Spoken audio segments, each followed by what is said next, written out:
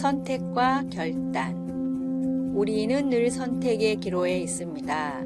오늘 내가 만날 사람과 어떤 결정을 해야 하는가? 그리고 그 결정이 올바른 것인가를 두고 고민하게 됩니다.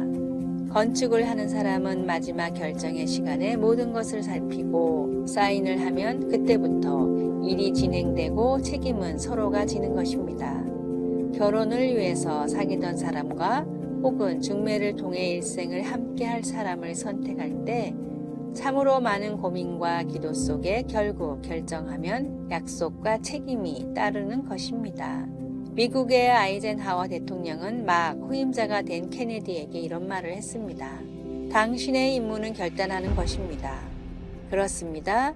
지도자가, 우리 각자가 중요한 시점에 어떻게 결정하느냐에 따라 개인과 나라의 흥망성쇠도 좌우되는 것입니다.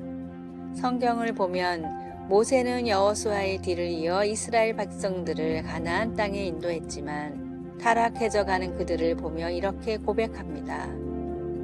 너희 섬길 자를 오늘 택하라. 오직 나와 내 집은 여호와를 섬기겠노라.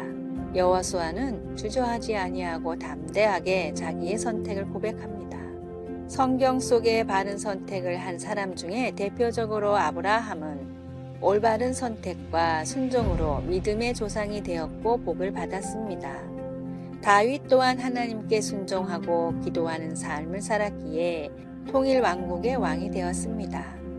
반면에 잘못된 선택을 함으로 자신은 물론이거니와 가정, 종족이 멸망의 길로 들어선 사람들을 봅니다. 아담의 잘못된 선택은 에덴 동산을 상실하였습니다. 에서는 그의 장자권을 잃어버렸고 가인은 하나님께 순종하지 아니하고 동생을 죽임으로 하나님을 떠나 인본주의 바벨 문화에 기초를 놓았습니다. 제20대 대통령 선거가 눈앞에 있습니다. 나라를 생각하며 기도할 때 절박한 심정이 있습니다. 위기의 때임을 알 수 있습니다. 지난 정권 5년은 적폐척결이란 미명하에 인권의 문제가 심각해졌습니다. 국영방송을 비롯한 어용방송이 자유민주주의 나라인 대한민국이 많은 상처를 입게 하였습니다. 최후의 보루라고 할 수 있는 사법기관, 특히 재판관마저 기울어진 운동장이 되었습니다. 통일부가 제작한 2022년 탁상 달력에는 김일성, 김정일 생일과 북한 정권 수립일, 조선인민군 창건일이 적혀 있고 빨간 글씨로 표기돼 있어 큰 말썽을 일으킨 적이 있습니다. 통일부 주사파 출신 이인영 통일부 장관, 특히 친북 주사파가 한국 정치 중앙에 자리를 잡고 있습니다.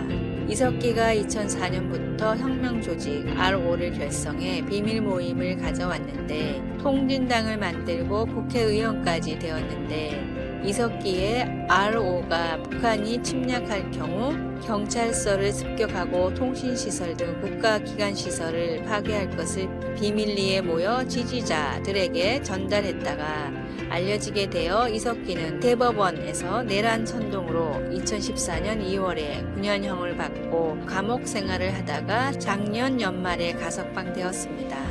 더욱 놀랍고 정신 차려야 할 것은 민주노총의 심각성입니다. 경기도를 중심한 간천망 중에 동부연합이 있는데 북한이 남조선을 공산화하기 위해 3개 연합을 지방별로 조직해서 지하 활동을 하는 동부연합 간첩들 중에 책임자가 이석기입니다. 국회의원 시절 비서를 4명이나 쓰고 정부의 예산을 1년에 100억을 받고 활동을 하다가 알려지게 된 것입니다. 문제는 동부연합 이석기 후임으로 양명수라는 사람이 세워졌는데 이 사람이 이번에 민주노총 대표가 되었습니다. 양경수가 얼마 전에 민주노총은 이재명을 지지한다고 하였습니다. 정말 충격적이고 어처구니 없는 일입니다. 우리 그리스도인이 판단하고 선택할 중심은 무엇일까요? 먼저 성경이 말하는 지도자는 영성과 도덕성이 있어야 합니다. 하나님을 믿지 않는 분들에게는 영성을 기대할 수 없지만 하나님을 두려워하는 자여야 합니다. 그리고 불의한 뇌물을 받지 않는 자, 도덕성을 보아야 합니다.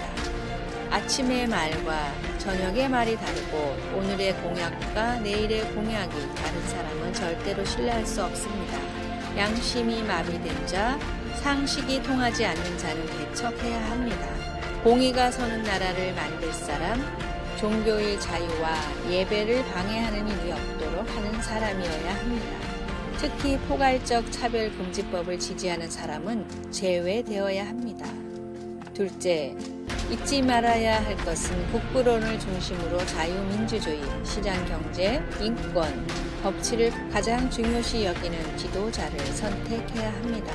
셋째, 한미동맹을 굳건히 하고 통일시대를 대비하고 나아가야 합니다. 이번 선거는 참으로 중요합니다. 절박합니다. 지금 우리가 기도할 때입니다.